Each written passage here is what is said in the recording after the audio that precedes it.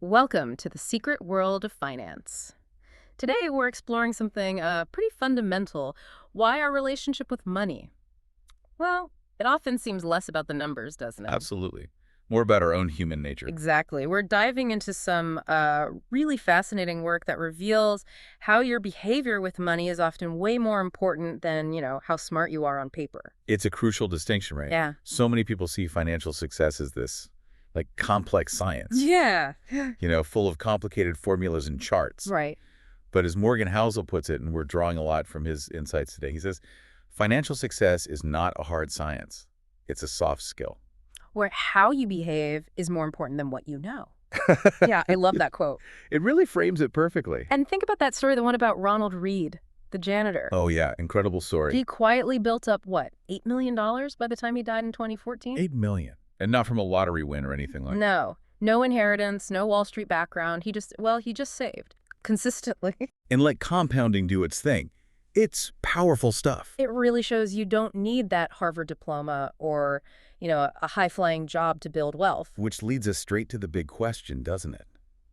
If behavior is that critical, what are the key parts of our financial psychology that really matter? What actually drives our outcomes? Yeah, what makes the difference? So our goal today is basically to unpack those insights, give you a shortcut to being, well, better informed. And hopefully spark some of those aha moments about your own money decisions. Exactly. Okay, so let's start with this concept. Housel talks about paying the price. Oh. We get this in normal life, right? If you want a nice watch, well, you have to pay for it. Sure, makes sense. Investing, he argues, is kind of the same. It comes with a price tag, too. Right, but the price isn't always obvious, is it? It's not just a dollar amount. What's really fascinating is that the price for getting potentially high returns in the stock market, especially over the long run, it's volatility. It's the ups and downs. Ah, okay. So not a fee you pay your broker. No. It's the emotional toll. If you want to maximize your returns, maybe with a concentrated portfolio, you absolutely must have the stomach to stay put when your net worth drops, sometimes significantly. That's where it gets really interesting, doesn't it? Imagine you saw Netflix's potential, like 10 years ago. You invested big. You'd be sitting pretty today, yeah. Right. Rich. Right. Netflix had some massive downturns. Remember 2011? Their stock fell something like 80%. Oof. Yeah, 80%. That's brutal. Would you have actually stayed in that boat? Held on through that? That's the million-dollar question, isn't it? Yeah. Could you have truly afforded the emotional price of that ride, even with something less extreme, like just an S&P 500 index fund? Since 1980, you would have faced, get this, about 13 years combined where your portfolio was down 20% from its highs. 13 years, wow. And about 8 months where it was down 50%. Half your money gone on paper. That's terrifying to think about. It is. But that volatility, that risk, it isn't a fine for doing something wrong. Yeah. Housel calls it a necessary fee. It's the cost of admission for potential future wealth. Okay, that makes sense. It's the price you pay for the ticket. Exactly. This connects to another feeling, doesn't it? That constant sense of, well, never enough. Oh, absolutely. It's a strange part of human nature. Like, give someone a huge bonus, say $2 million. They're happy, right? You'd think so. Until they find out the person sitting next to them got $2.1 million. And suddenly that $2 million feels inadequate. Yeah. They're sick for a year over it. It's wild. If you zoom out, you see how capitalism is just brilliant at generating both wealth and envy. Huh. True. That urge to keep up with the Joneses or even surpass them, it can drive people. But mostly that social comparison just makes us feel like we're constantly falling short. Never enough. Right. You could be earning, say, $500,000 a year. Top 1% in the U.S., right? Like, maybe a successful doctor. Let's call him Bill. Feels pretty good, yeah. Bill feels rich until he buys a house in the Hamptons and realizes his neighbor, Stan, is a CEO pulling in $10 million a year. Okay, perspective shift. And Stan, he probably feels like peanuts compared to his childhood buddy, Michael Jordan, with his, $2 billion fortune. It just keeps going. It's a ladder that literally never ends. It goes all the way up to Jeff Bezos. Which forces you to ask that really hard question. When do you decide that enough is actually enough? It's tragic, really. So many people have risked everything they had, everything they truly needed for something they didn't have and didn't really need. Maybe they just kind of wanted it. Yeah. This relentless comparing ourselves to others, especially with social media amplifying it all. It just tricks us into thinking we're missing out, even when we're doing perfectly fine. It seems like people do some, let's say, crazy things with their money sometimes. You see it all the time. Spending huge amounts on things that seem ridiculous, or maybe hiding cash under the mattress. But here's where Housel flips it. He says, no one is truly crazy. That's such a powerful insight. What looks crazy to you or me Yeah. might make perfect sense to someone else based on their background, their childhood, their unique life experiences. Okay, give me an example. All right, lottery tickets. You know, the lowest income households in the U.S. spend, on average, over $400 a year on them. $400. Wow, that's like 4 times more than the highest income group spends. Yeah. And this is while, over a third of Americans say they couldn't easily come up with $400 for an emergency. So on the surface, that looks completely irrational, right? Spending emergency money on lottery tickets. Exactly. It looks crazy. Yeah. But think about it from their perspective. Okay. If you're living paycheck to paycheck, maybe with little chance to save meaningfully or see a clear path to a better career, that lottery ticket, it's not just throwing money away. It's hope. It's buying hope. Yeah. It's buying a tiny chance at the dream life that, frankly, many of us are already living to some extent. It's not crazy. It's deeply human when you see it through their eyes. That really changes the perspective. It does. And understanding that has huge implications for our decisions. When you appreciate these different viewpoints, you're much less likely to just blindly copy someone else's investment strategy, right? Right, because their goals and situation might be totally different. Exactly. Their game is different. Understanding these lenses helps you make sense of things, feel less judgmental maybe, and crucially, stay focused on your own financial path. Let's shift gears a bit. Imagine two people, okay? Same intelligence, same drive, same hard work. Okay. One ends up super successful, mansion, the whole deal. The other files for bankruptcy. Why? The uncomfortable truth. Yeah, the one people don't like to admit. Success is never just about skill, is it? And failure isn't just about making mistakes. Behind it all, there are always these two invisible forces constantly at work: luck and risk. Luck and risk. It's such an important thing to grasp. Think about Bill Gates, Okay, Microsoft. right? Back in the 1960s, his high school, Lakeside, was one of maybe only 300 schools in the world that had a computer. Seriously, that few. Yeah. That access, that was a 1 in a million head start. Pure luck. Wow. Now, compare that to his friend, Kent Evans. Equally brilliant, apparently. Shared the same dream of starting a company with Gates. Okay, what happened to him? He died tragically in a mountaineering accident before they could even graduate high school. Oh, wow. That's risk. Exactly. Same ambition, same potential, but wildly different outcomes. All because of luck and risk. So what's the takeaway there? House puts it really well. Success is a lousy teacher. It seduces smart people into thinking they can't lose. That's good. When you win, when things go your way, try not to let it go completely to your head. Recognize luck might have played a part. Right. Stay humble. And when you lose, when things go wrong, try not to let it break you. Sometimes it wasn't entirely your fault. Risk just showed up. It wasn't just you being stupid or making a bad call. Precisely. Sometimes it's just the way things unfolded. So if we just try to copy successful people without seeing luck's role, You might be chasing a ghost. A strategy that only worked because of luck you can't replicate.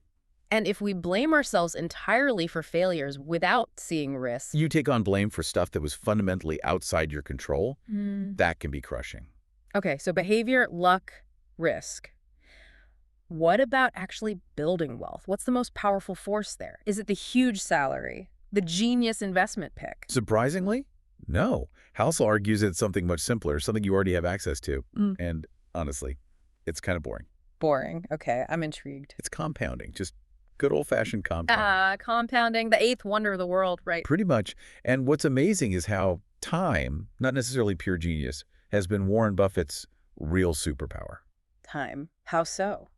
Well, something like 90%, maybe even more, of his incredible wealth was actually earned after his 65th birthday. 90% after 65. Yeah, simply because his early investments had decades and decades to just sit there and grow.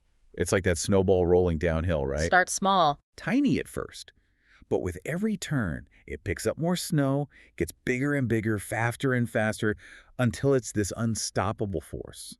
So for us, for you listening, it means your savings earn interest. Yeah, huh? Then that interest starts earning its own interest. And the cycle just keeps repeating, accelerating. It looks so slow at the beginning, though. That's the hard part. It really is. Most people give up too soon because, well, we're kind of wired for quick wins, aren't we? Definitely. But compounding is all about the long game. Patience is key. Which makes you ask yourself, right, are you actually giving your money enough time? Exactly. Consider Jim Simons, the founder of Renaissance Technology. He's a mathematician. Yeah, legendary hedge fund manager. Right. He compounded money at an absolutely staggering rate, like 66% annually for years. Way higher than Buffett. 66%. That's insane. It is. But his net worth is actually about 75% less than Buffett's. How is that possible with those returns? Because he didn't really hit his stride, didn't start that fund until he was 50 years old. Ah, so he had less time. Way less time. Less than half the number of years for that amazing compounding to work its magic compared to Buffett. So the lesson isn't necessarily to chase the highest possible return? Not entirely. The lesson is you don't need the perfect plan or the most brilliant strategy. You just need a decent plan, consistency, and crucially, time. Give it time. Okay, that's a powerful perspective shift. Now here's a question. What's harder, getting rich or staying rich? Ooh, good one. They sound similar, right? Like the same game. Yeah, just more money involved, maybe. But Housel argues they're actually two completely different skills, different mindsets required. Okay, how so? Well, getting rich often involves taking risks, being optimistic, maybe making some big, bold bets, ambition. Right, swinging for the fences sometimes. Exactly. But staying rich, that's more about defense. It's about survival, humility, paranoia almost, caution. Defense versus offense. Kind of, yeah. Which raises that critical question. Once you've actually built that pile of chips, do you keep playing the same aggressive game? Do you keep going all in? Probably not. Well, think about Jesse Livermore. Famous stock trader, right? Made an absolute fortune betting against the market in the 1929 crash. Billions in today's money. Wow, legendary. But then he lost it all. Why? Because he kept making bigger and bigger, riskier and riskier bets. He never shifted gears from getting rich mode to staying rich mode. He didn't protect what he built? Exactly. He didn't switch to defense. So what does Housel say helps you stay wealthy? He points to three main things. First, frugality, just consistently living below your means, regardless of how much you have. Okay, it makes sense. Don't inflate your lifestyle endlessly. Second, humility. Knowing you're not invincible, that things can go wrong, that luck plays a part. Right, remembering the luck and risk factors. And third, a healthy dose of fear, or maybe paranoia. Just enough to stop you from doing something truly reckless that could wipe you out. So protecting your money isn't exciting, but it's crucial, like locking your doors at night. Exactly. It's not thrilling, but it's absolutely essential. It's all about balance. You can spend years, decades, carefully building wealth and lose a huge chunk of it incredibly quickly if you're not careful. Getting rich might take bravery, but staying rich takes caution. Knowing when to push and when to protect. That's the essence of it. Knowing when to chase the next big thing versus when to just guard the good thing you already have. That's the real long-term wealth strategy. Here's another interesting idea. You don't actually need to be right all the time in investing or business. That sounds counterintuitive. Don't you want to make good decisions? Well, yes, but you don't need every decision to be a winner. You just need to be right, maybe spectacularly right every now and then. Ah, okay. Tell me more. This is where it gets really interesting. Most things we try in business, investing, even just life, they don't really pan out, do they? Sadly, no. Lots of failures along the way. But every once in a while, something just clicks. It works incredibly well. And that one huge win can basically make up for all the other failures combined. Okay, I see where you're going. These are the outliers. Exactly. Housel calls them tail events, those rare, super high-impact successes. Right. And if we connect that to the real world, think about Apple. Okay. iPhone, Mac. Yeah, they've released hundreds of products over the years. Some great, some, remember the Pippin? Or the Newton. Vaguely. Yeah. Flops, basically. Right, lots of flops or just mediocre products. But then came the iPhone. Game changer. Completely changed everything for them, propelled them to become one of the biggest companies on the planet. Their massive success wasn't because everything worked. It was because one thing worked spectacularly well. A tail event. That's a great example. It takes the pressure off being perfect, doesn't it? It really does. Look at Amazon, too. Their incredible growth wasn't evenly spread across all ventures. No. It was massively driven by really just two huge tail events, Amazon Prime and Amazon Web Services, AWS. Right, AWS is enormous. Huge. Those two successes more than paid for all the experiments that didn't work out, like the Fire Phone. Ah, the Fire Phone. Another famous flop. Exactly. Jeff Bezos gets this. He understood it's okay to fail, even expected, with most things, as long as the process allows for discovering those 1% of ideas that become massive tail event winners. So the question for us, for you listening, is maybe, are you giving up too easily? It's a really important question. Think about Michael Jordan again. Okay, the GOAT. Widely seen as the greatest. But did you know he missed over 9,000 shots in his NBA career? 9,000. Wow. And he failed to make the game-winning shot 26 times when entrusted with it. Huh. You don't really hear about those stats. No. You remember the championships, the clutch shots he did make.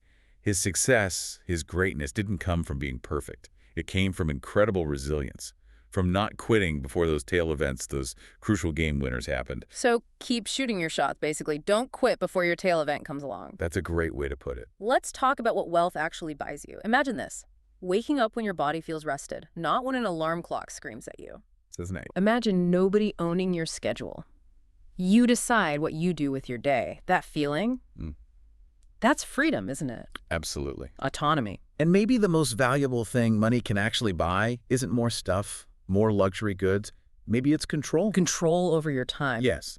The power to say, I'm going to do what I want, when I want, with who I want, for as long as I want.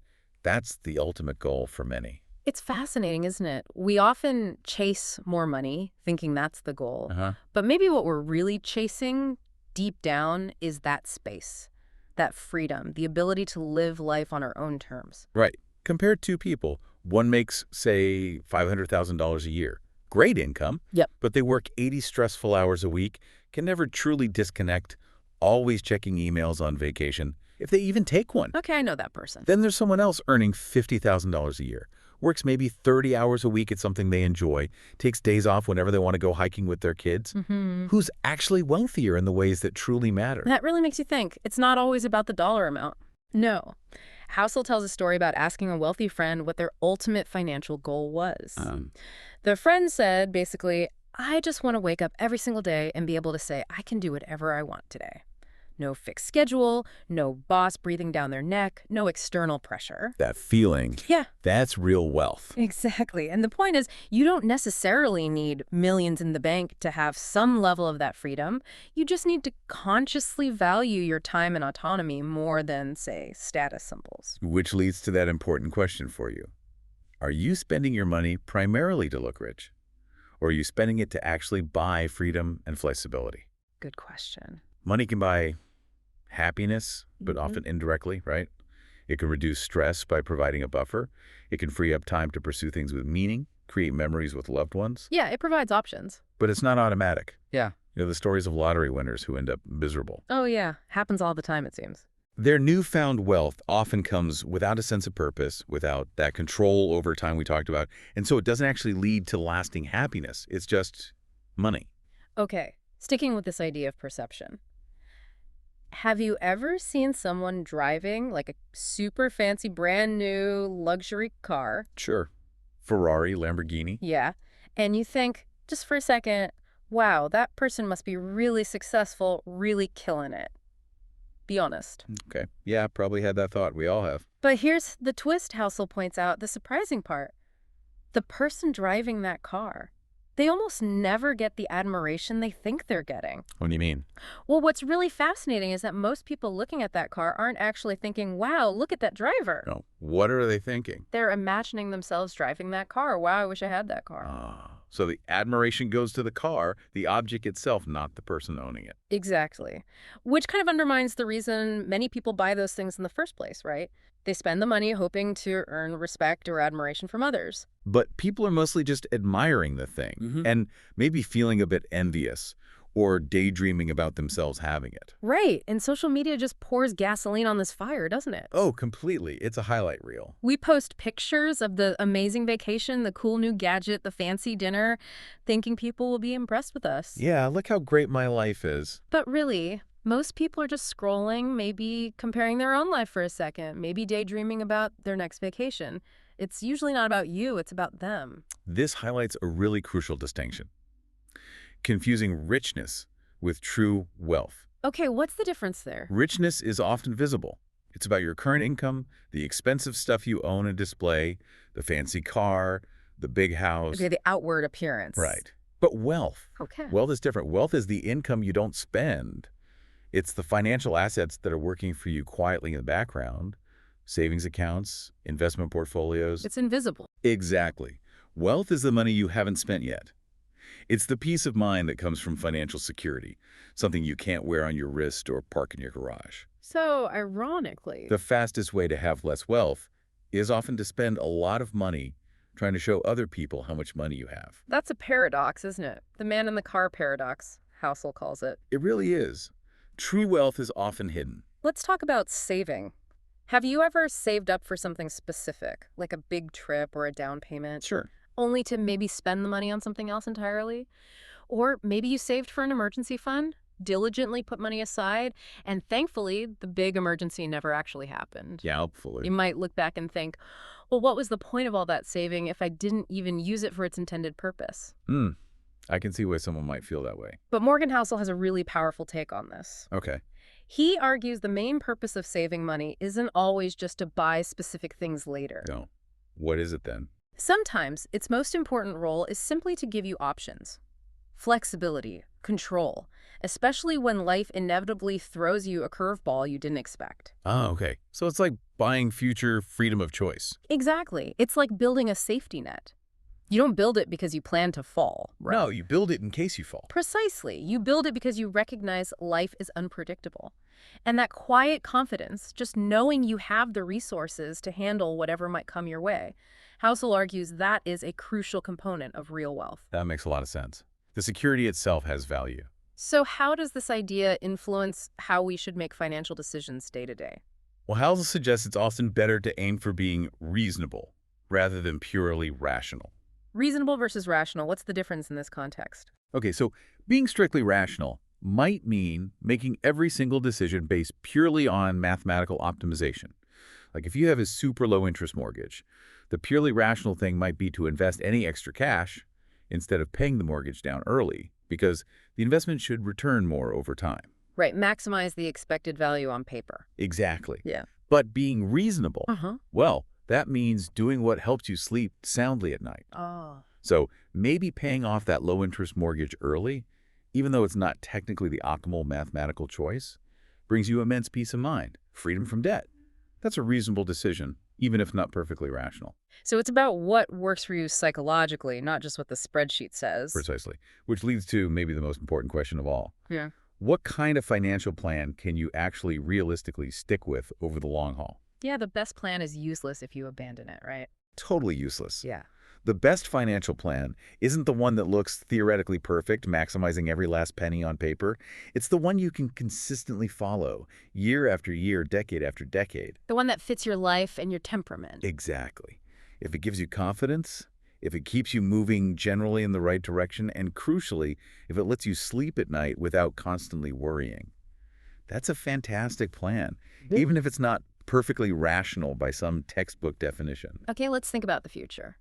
Have you ever looked back at, say, old social media posts or maybe journal entries from years ago? Oh yeah, cringeworthy sometimes. Right, and you think, wow, I can't believe I used to think that way or wanted those things. Totally. We change. We really do. And we often make big, long-term decisions, especially financial ones, based on who we are right now, kind of forgetting or maybe underestimating how much our future selves might want something completely different. That's a really interesting point. We tend to think we're basically done evolving, right? Like the person I am now is the person I'll be. Yeah, the end of history illusion, psychologists call it. Right. But we do change, often significantly. And that makes long-term financial planning really tricky. What felt super smart and important 10 years ago might feel completely wrong or even reckless today. So how do you plan for a future self you don't even really know yet? That's the challenge. Also suggests one useful approach is to consciously avoid the extreme ends of financial planning. Extremes? Like what? Well, think about, say, the most hardcore versions of the FIRE movement, financial independence, retire early. People trying to save like 80 or 90% of their income to retire at 30. Okay, that's pretty extreme. Or, on the other end, maybe the YOLO crypto traders throwing absolutely everything they have into highly speculative assets, hoping for a moonshot. Right. All or nothing. These kinds of extreme approaches, Housel argues, probably have the highest odds of leading to future regret, Why is that? because you change. That intense deprivation to retire at 30 might feel heroic in your 20s, but what if at 40 you desperately wish you'd traveled more or invested in different experiences? Or losing everything on a YOLO bet. Yeah, losing a ton of money in your 20s might feel recoverable then. But imagine being 48, trying to pay for your kids' college, and deeply regretting that reckless bet you made decades earlier. So aiming for moderation, leaving room for future you to have different priorities. Exactly. Build in flexibility. And this ties back to the idea that success isn't free. Right, the price we talked about earlier. Yeah, but it's not just the volatility in the market. Financial success, even achieving moderate goals, often comes with a non-monetary price tag, Like what? like stress, doubt, fear, worry. Navigating those emotional ups and downs, that's part of the cost too. So you have to ask yourself, are you willing to pay that price? Not just the potential monetary losses, but the emotional toll. Right, that volatility, that risk, that uncertainty, it's not a sign something's broken or you're doing it wrong. Housel frames it brilliantly. See it as the fee you pay for being in the game, the fee for the potential of a better financial future. Don't view it as a fine for making a mistake. Fee, not a fine. I like that. It reframes the struggle. It really does. Okay, let's talk about comparison again. Why does one person see a market crash, panic, and sell everything at the bottom, Yep. while another person seems totally calm, maybe even keeps investing more? What's the difference? A big part of it comes down to realizing that we're all playing different financial games. Different games. How so? Everyone has different goals, right? Yeah. Different time horizons for needing the money, different risk tolerances. Yeah. Someone might be day trading, trying to make a quick buck by lunchtime. High risk, short term. Exactly. Yeah. Someone else might be investing for retirement 40 years from now. Someone else might be trying to build wealth to pass on to the next generation. Totally different timelines and objectives. Completely. Different games, different rules, different definitions of winning. And if you start comparing your situation or your results to someone playing a completely different game, Oh. it can lead you to make really, really bad decisions for your own situation. Like Housel's analogy.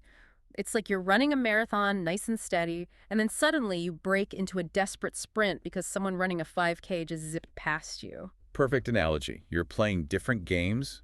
Trying to match their pace will likely ruin your race. And social media just makes this comparison game so much harder, doesn't it? Infinitely harder. You see, the curated highlights someone buying a dream home at 25, someone retiring at 40. Yeah, and you immediately think, what am I doing wrong? Am I falling behind? Exactly. But you don't see the backstory. You don't see the huge risks they took, maybe the massive debt they're carrying, the string of failures before that one success, the lucky break they got. You only see the finish line photo. Right. So your own financial success isn't about beating everyone else in some imaginary race. It's about figuring out your game and then having the discipline and patience to stay in your game long enough to eventually win your version of it. That takes focus. Resist the urge to compare constantly. It really does. Which ties into another interesting psychological pull. Yeah. Why are we so often drawn to pessimism, especially about finance and the economy? That's true. Bad news travels fast, right? Doom and gloom gets clicks. It really does. Housel calls it the seduction of pessimism. It's powerful because bad news grabs our attention immediately. It feels urgent, important, maybe even smarter somehow. Like being optimistic seems naive sometimes. Exactly. Pessimism sounds more sophisticated, more intellectually cautious, and there's probably an evolutionary reason for it. Oh, yeah. Organisms that treated potential threats as more urgent than potential opportunities. Well, they probably had a better chance of surviving long enough to pass on their genes. That bias towards noticing danger is baked in. Okay, survival instinct. Plus, think about how progress works versus how setbacks happen. Progress is usually slow, incremental, maybe barely noticeable day to day. Yeah, compounding is slow at first. Right. But setbacks, a market crash, a recession, a pandemic, Yeah. Those can happen really fast and dramatically. Huh. So the negative stories are just inherently more compelling, more memorable. But over the long haul. Over the long run, optimism, a belief in progress, innovation, and recovery, has generally been the much more accurate and profitable bet, despite constant predictions of doom. Interesting. So guard against the allure of pessimism. Definitely be aware of its pull. One last psychological quirk. Have you ever heard a money story, maybe from a friend or online, that just felt really true? Sure. Not because they showed you data or proof, but just the story itself was compelling. It made intuitive sense, like someone claiming they doubled their money overnight on some hot tip. Yeah, those stories spread like wildfire. It seems we're often guided more by these powerful narratives, these stories, than by actual facts or statistics. That's a huge insight Housel emphasizes. Think back to the 2008 financial crisis again. Okay. Painful memory for many. Some people lost everything, maybe their house, their retirement savings. Their takeaway story became, investing is just too risky, like gambling. Stay away. Understandable reaction. Others maybe held on through the crash, maybe even bought more, and eventually saw their investments recover and grow significantly. Their story became, see, the market always bounces back eventually. Stay the course. Same event, totally different lessons learned. Exactly. Because we filter events through our own experiences, our own emotions. We remember how it felt. And stories are just simpler, cleaner, easier to grasp and believe than messy, complicated reality with lots of conflicting data points. So when someone brags about getting rich quick in crypto, You hear the exciting story, the highlight reel. You don't hear about the sleepless nights, the crushing anxiety during the dips, the huge amount of leverage or debt they might have used, Yep. or just the sheer dumb luck involved. you just get the winning lottery ticket narrative. Right. And this is how bubbles often form and inflate people, get swept up in compelling stories, and act on emotion, on FOMO, fear of missing out, rather than on a rational assessment of the facts. Just because a story feels true or you want it to be true. Doesn't actually make it true or repeatable. So, given all these biases, the pull of stories, the fear, the envy, the short-term thinking, how do we actually overcome them? How do we make better decisions? It's not easy because they're deeply ingrained. But we can take steps, actively seeking out diverse perspectives and information, not just stuff that confirms what we already believe. Challenging our own assumptions. Right. Practicing cooling off periods before making major financial decisions, especially when emotions are running high. Using systematic approaches like dollar-cost averaging to avoid trying to time the market based on fear or greed. Taking the emotion out of it where possible. Exactly. Keeping a relentless focus on your long-term goals instead of getting whipsawed by short-term market noise or performance. And honestly, automation is incredibly powerful. Automation, like automatic transfers. Yeah. Setting up automatic transfers to your savings account each month or automatic investments into your portfolio. It bypasses so many of those behavioral hurdles because it just happens without you having to make an active decision each time.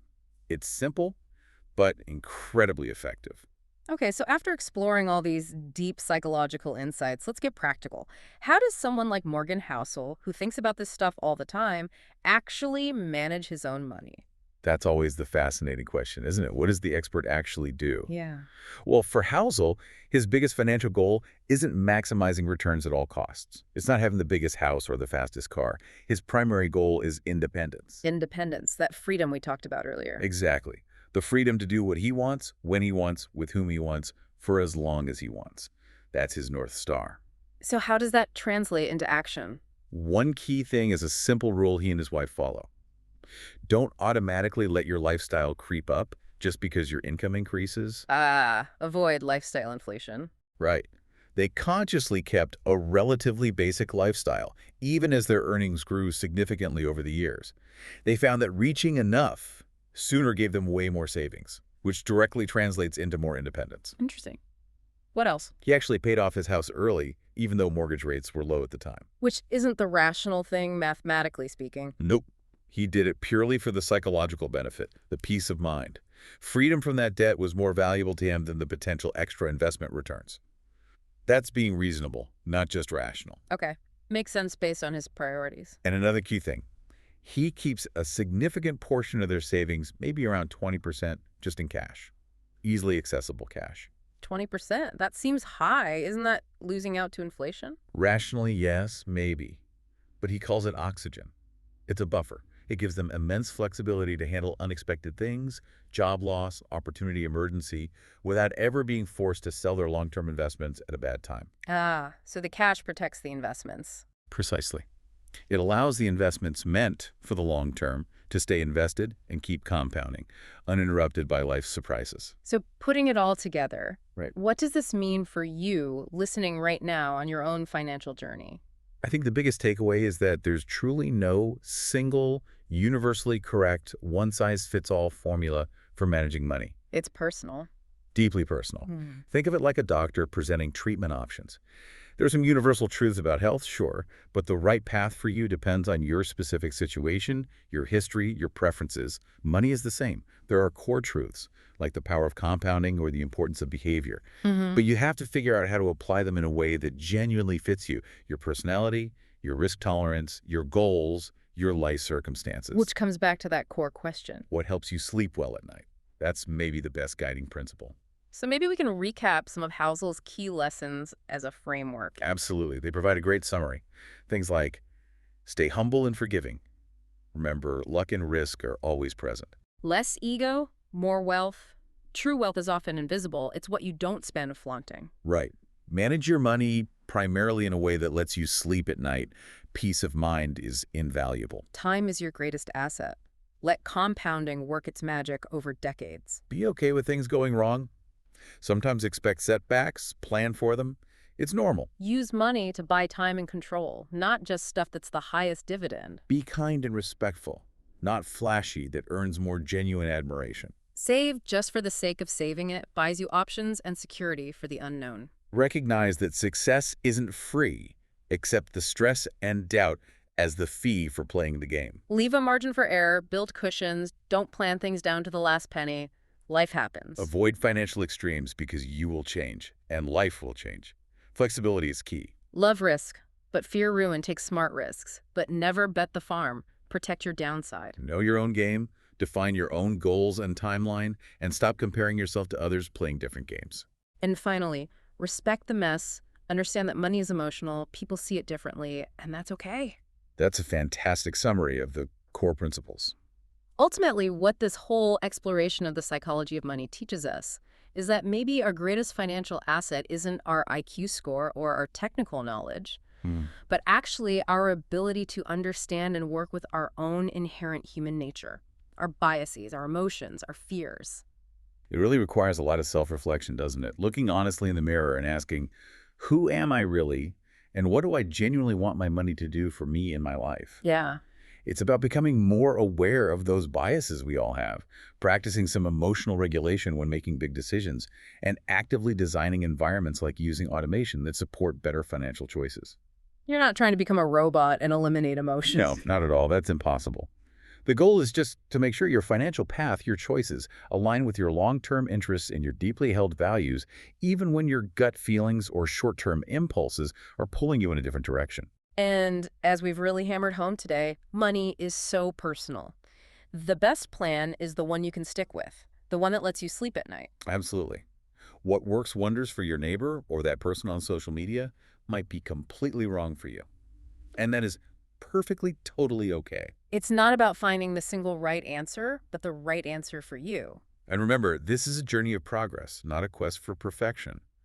Nobody gets this stuff right all the time. You're correct. Every small step you take towards understanding yourself better, towards managing your financial psychology more effectively, that effort can compound over time, just like your investments, leading to much better outcomes in the long run. Thank you for listening. See you again in the next episode.